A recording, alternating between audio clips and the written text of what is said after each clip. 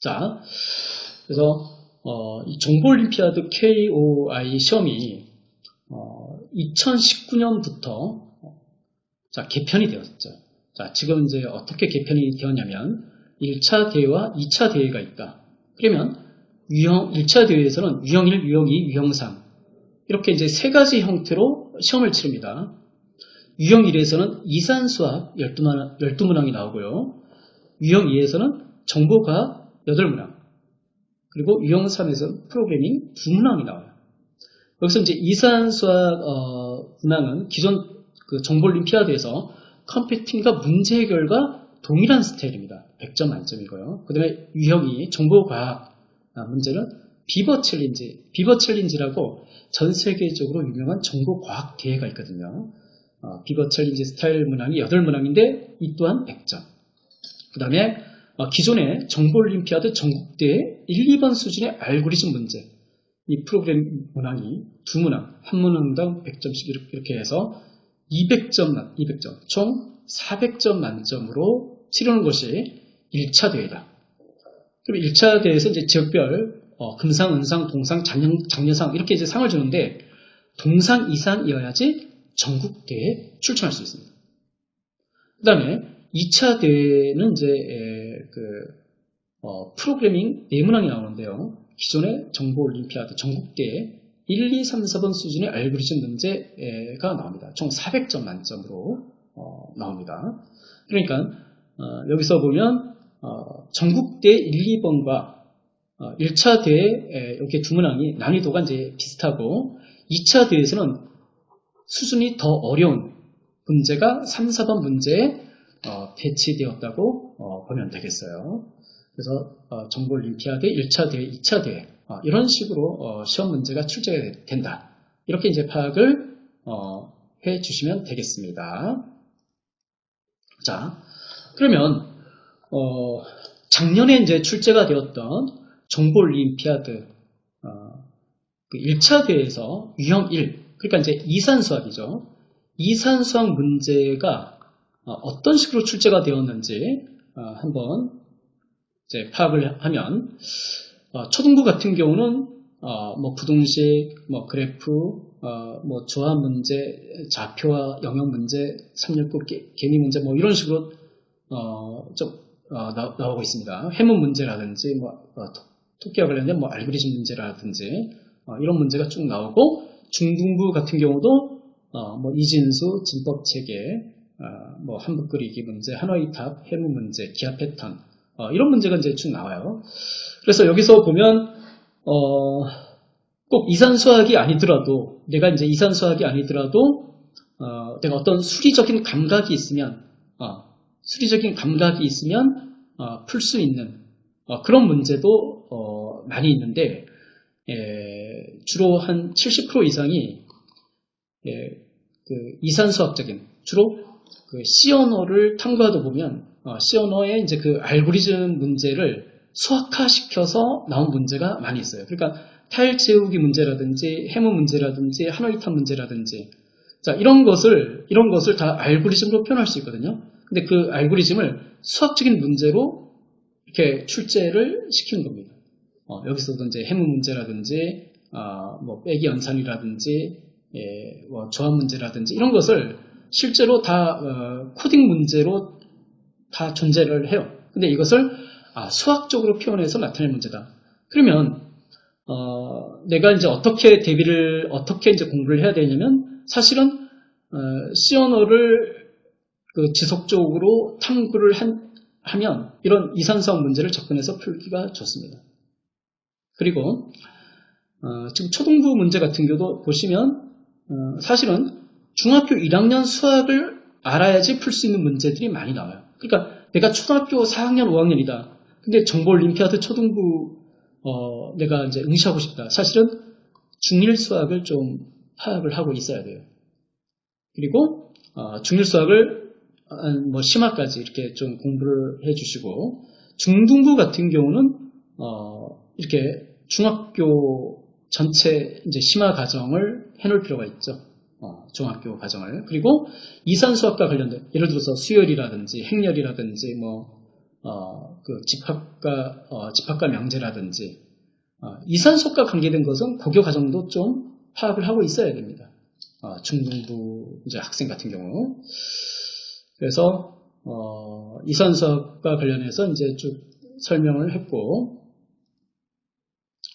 그 다음에 비버 챌린지 문제 형태를 보면 지금 초등부 같은 경우 뭐 비밀번호 만들기라든지 뭐 장난감 기체라든지 게임 전력과 관계된 문제라든지 뭐 이진법 체계라든지 이런 문제가 이제 나왔고, 중등부 같은 경우는 뭐 이진수 체계 버튼과 관련된 그 다음에 팬케이크 문제, 좌표와 공간과 관계된 문제, 최적화 문제, 게임 전력과 관계된 문제, 최단 경로 이런 문제. 그래서 이런 문제를 이제 쭉 보면 거의 한 60%가 자료 구조와 좀 연관되어 있어요. 이런 것들이. 예, 자료 구조. 예. 그래서 이전 대회 문제를 보면 이렇게 뭐 스택이나 큐 이런 것과 연관된 문제가 나오기도 하고, 그래프와 연관된 문제가 나오기도 하고, 그래서 자료 구조와 연관된 문제가 60%다. 자, 우리는 정보과학 유형 2의 기출 분석을 지금 모두 마친 상황이고요. 학생들이 2019년도에 정보과학 문제를 풀면서 가장 인상 깊었다고 하는 문항, 두 문항을 함께 풀어보도록 할게요. 초등부 한 문항, 중등부 한 문항입니다.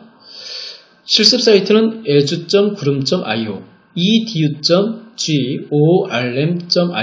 이 사이트에 회원 가입을 해서 검색창에 2019년 정보 올림피아드 1차, 자, 정보 올림피아드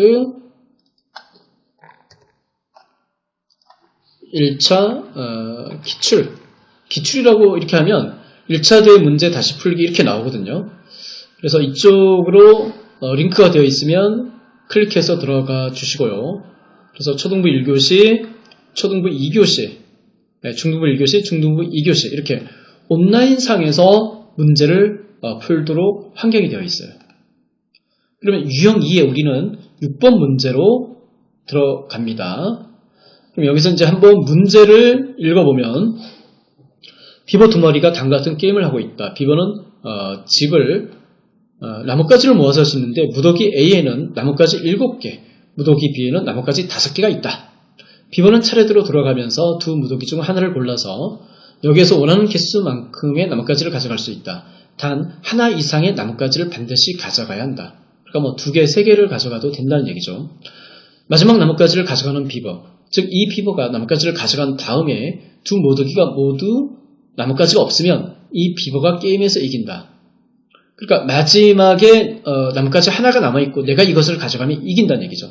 그래서 학생의 입장에서 그 학생이 그 나뭇가지를 가져가면 게임에서 승리하는 거고, 그 PC, 즉 이제 PC하고 학생이 가상의 대결을 하는 거거든요.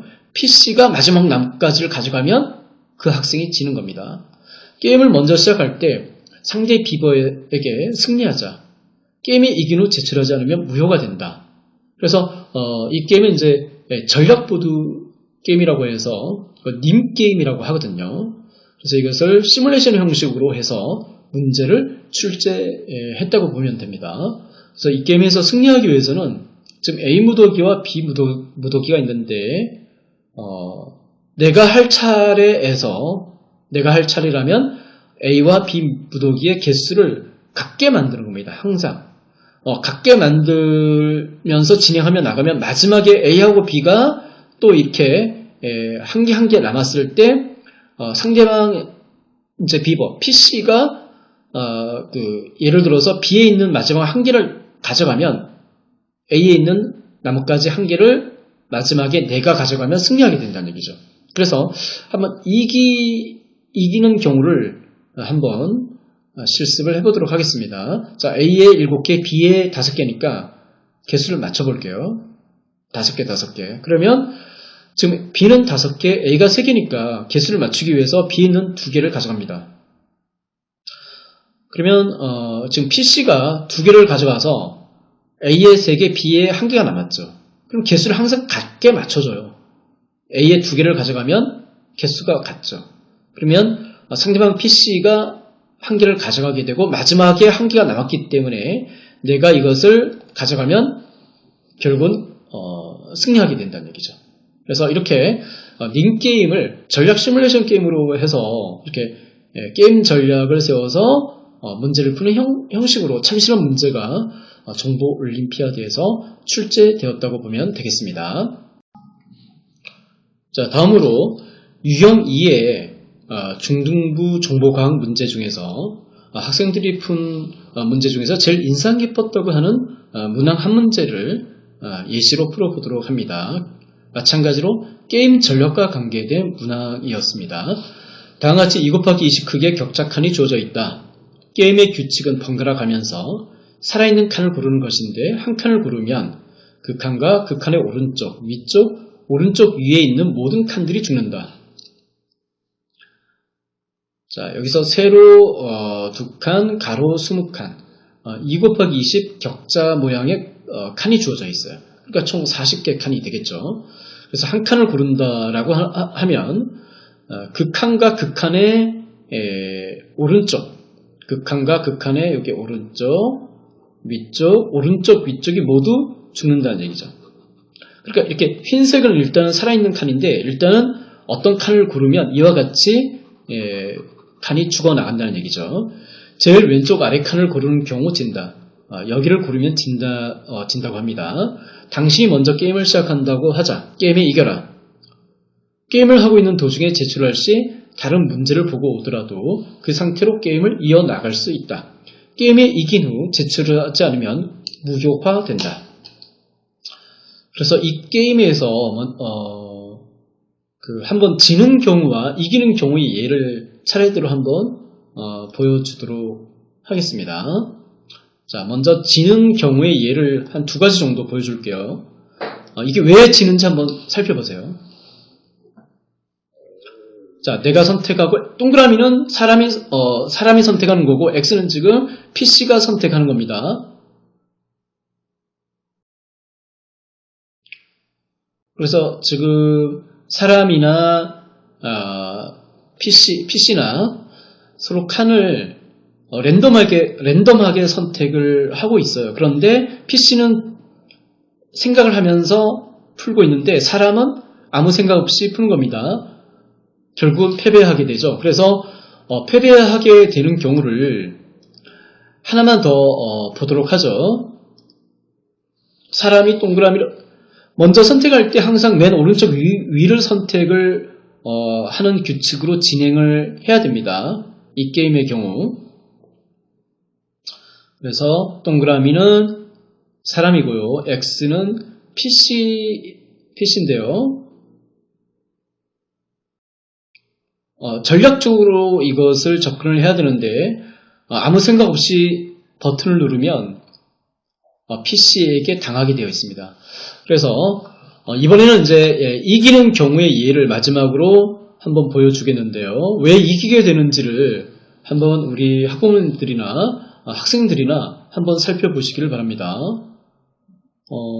지금 항상 맨 처음에 선택할 때는 맨 오른쪽 위를 선택했고 지금 보면 X, 즉 PC가 랜덤하게 선택을 하며 나가는데 항상 X가 선택한 것보다 한 칸 뒤쪽으로 해서 선택을 하게 되어 있죠. 예. 자, 위쪽에 죽은 개수와 아래쪽에 죽은 개수가 항상 일씩 차이가 나게 하면 결국은 마지막에 PC가 선택을 해서 내가 승리하게 된다는 얘기죠. 그래서 이런 전략 게임의 경우 여기서 우리가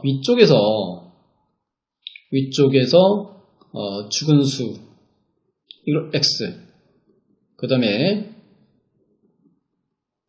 아래쪽에서 죽은 수를 Y라고 했을 때 X 빼기 Y가 항상 1이 되게 게임을 진행해 나가면 이기는 게임이라고 할 수 있습니다. 그래서 이런 게임의 경우 우리 중등부 학생들이 가장 인상 깊었다고 하네요. 또 기출 문제를 한번 빠르게 한번 훑으면서 분석을 해보면 이렇게 초등부에서 9 곱하기 9 격자판 위에 개미가 이동할 때 이 개미가 서로 마주치면 멈추게 되는 그 최초의 시간을 구하는 그런 문제. 그러니까 좌표와 관계된 격자 문제라고 할 수 있고요. 중등부에서는 2명의 장인이 12단계 모든 작업을 할 때까지 몇 시간이 걸릴까? 이게 그래프와 관련된 문제라고 할 수 있습니다. 그 다음에 초등부, 조금 전에 이제 인공지능과 관계된 게임 전력과 관계된 문제, 이건 풀어보았고요. 그 다음에 이 부분도 중등부에서 게임 전력과 관계된 문제, 이런 형태로 출제가 된다. 자, 그 다음에 이제 참신한 문제로 이제 중등부에서 격자판 위에서 어떤 이제 하나의 이제 나이트가 있고 깃발까지 도달할 수 있는 최단 경로를 구하는 문제, 이런 문제가 나왔는데, 자, 그래서 여기서 이제 중등부에서 08에서 지금 이 부분이 여기가 이제 나이트고 이 부분이 이제 깃발이거든요. 그러면 중간에 장애물이 있어요.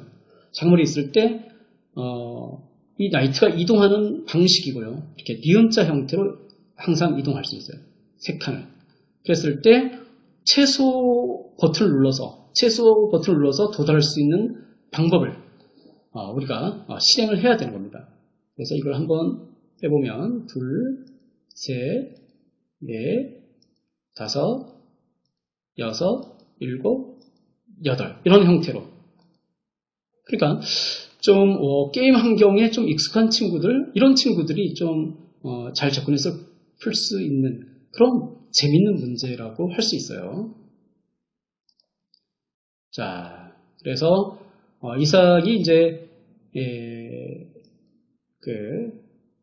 정보과학에서 출제된 문제에 대해서 한번 살펴보았고, 그 다음에 코딩 실기 문제는 이렇게 쭉 한 4문제 정도가 있는데, 코딩 실기 문제를 푸는 방법은 보면 이것이 이제 좀 정보 올림피아드 지문 같은 경우는 상당히 길어요. 그래서 주어진 글을 읽으면서 정확하게 무엇을 요구하는지 문제인식이 필요하고요. 그리고 주어진 조건을 바탕으로 해서 이산수학적으로 그 조건을 요약을 해야 됩니다. 문제를 접근할 때 수학적으로 요약을 한 다음에 이것을 자료 구조 형태로 접목을 시켜요. 이것은 어떻게 어떤 자료 형태로 내가 이걸 구조화시킬 것인가, 수학적인 내용을 구조화시키고 구조화된 내용을 알고리즘으로 전환을 하는 겁니다. 이것은 어떤 알고리즘을 적용을 할까? 마지막으로 그 알고리즘에 대해서 프로그래밍을 하면 우리가 코딩 실기 문제를 효과적으로 대비를 할 수 있다는 얘기죠. 자, 그래서 지금 그렇게 이제 정보 올림피아드 이제 문제와 출제 영역에 대해서 쭉 살펴보았는데, 지금 보시는 내용들은 초등학교 중학생들에게 꼭 필요한 이산수학적인 내용입니다. 정보 올림피아드에서 요구하는 그런 어떤 함수라든지 순열 집합, 그래프, 행렬, 수열과 로그, 이런 지식들이 필요하거든요. 예. 고급까지는 중학생한테 필요하고 중급까지는 초등생에게 필요한 내용입니다. 그래서 시중에서 어떤 이산수학 교재가 대학생 위주로 나와 있기 때문에 초등생, 중등생 위주로 나온 교재가 없을 거예요. 그래서 이런 내용을 파악을 이제 하기 위한 찐쌤의 교재 준비가 되어 있고요. 그리고 기존 컴퓨팅과 문제 해결과 관계된 초등부, 중등부 문제들이 이산수학 문제가 준비되어 있습니다. 그래서 이런 것을 좀 참조로 해서 공부를 해주시면 되고요. 그 다음에 비버 챌린지 형태, 그러니까 정보과학과 같은 그 비버 챌린지 문제의 형태도 이제 자료 구조가 한 50% 정도가 이제 접목이 되거든요. 그래프라든지 트리, 스택 큐, 최단 경로 알고리즘, 이런 것이 접목이 되는데 마찬가지로 그 자료 구조와 관련된 교재가 시중에서는 주로 대학생 위주로 나와 있기 때문에 초등, 중등 학생들에게 필요한 내용으로 해서 개념과 문제풀이 형태로 제시를 찐쌤이 할 수 있습니다. 그러니까 교재 및 동영상이 준비되어 있어요. 자료 구조, 또 피벗 챌린지 기출문제, 1차 대회 문제. 그래서 만약에 이제 정보 올림피아드를 이제 내가 대비하고 싶다, 정보 과학 문제를 내가 풀고 싶다. 그러면 피벗 챌린지, 교보문고 등에서 최근 3년치 기출 문제를 풀어보면 도움이 많이 됩니다. 정보 과학 영역에서. 그 다음에 사실은 이제 가장 배점이 높고 중요한 것이 코딩 실기, 알고리즘과 프로그래밍인데 이것을 공부를 하려면 단계적인 학습이 필요해요. 초등학교 때부터. 만약에 내가 지금부터 중학교 저학년이다. 체계적으로 내가 알고리즘을 대비한다 라고 했을 때 시연의 기초를 다지는데 보통 한 6개월 정도 걸립니다. 표준 입출력, 족구문, 반복문, 배열함수, 구조체, 포인터까지. 그러면 이런 시연의 기초를 다졌으면 그 다음에는 자료 구조 공부를 하셔야 돼요. 그래프와 트리, 스택과 큐, 이심 탐색, 깊이 우선 탐색, 너비 우선 탐색, 정렬 이런 자료 구조. 왜냐면 우리가 실기 문제를 풀 때 그것을 이산수학적으로 분석을 했으면 그 자료 구조를 통해서 이걸 구조화시켜야 되거든요. 알고리즘을 구성하기 앞서서. 그러면 자료 구조 공부가 이렇게 끝났으면 그 다음에 다양한 고급 알고리즘 기법에 대해서 배워야 돼요. 분할 정보, 탐욕 알고리즘, 그레이디 알고리즘, 크로스칼 알고리즘, 다이엑스트라 알고리즘, 프림 알고리즘, 그런 플로이드 프림, 크로스칼 다이엑스트라 이런 게 이제 최적화, 최단 경로 알고리즘이거든요. 그리고 다이나믹 프로그래밍, 동적 계획법에 대해서 탐구를 해야 됩니다. 그러면 이렇게 이제 고급 알고리즘에 대해서 배운 다음에 기출 문제를 풀어야 돼요. 정월 지역대회라든가 전국대회, 또 예상문제 이렇게 실전 문제를 풀어서 실제로 대비를 할 수 있어야 된다는 거죠. 자, 그래서 마찬가지로 코딩과 관련된 그 실기 교재, 찐쌤의 어떤 교재와 동영상이 준비되어 있어요. C언어, 초급, 중급, 고급, 알고리즘 백제, 자료구조 고급, 또 알고리즘과 프로그래밍 기출문제, 또 정보와 지능에서 나온 창의적 알고리즘 중급 고급, 실기 개출해서 교재와 동영상으로 이것을 제가 이제 대비를 할 수 있도록 인간 교재가 이제 교재 및 동영상이 준비되어 있고요. 그리고 우리 학생들이 온라인상에서 실제로 기출 문제들을 한번 테스트를 해봐야 되거든요. 그래서 백준 온라인 저지 여기를 들어가면 한국정보올림피아드 기출문제를 실시간으로 이렇게 제출하면 테스트를 하고 답을 얻을 수 있어요. 백준 이렇게 들어가면 기존에 역대 출제된 문제를 풀고 실시간으로 이렇게 맞았는지 틀렸는지 채점을 해주고 그 다음에 코드업이라는 이제 사이트에 들어가면 여기서 또 문제들 다양하게 많은 문제들을 풀 수가 있어요. 이런 문제들을.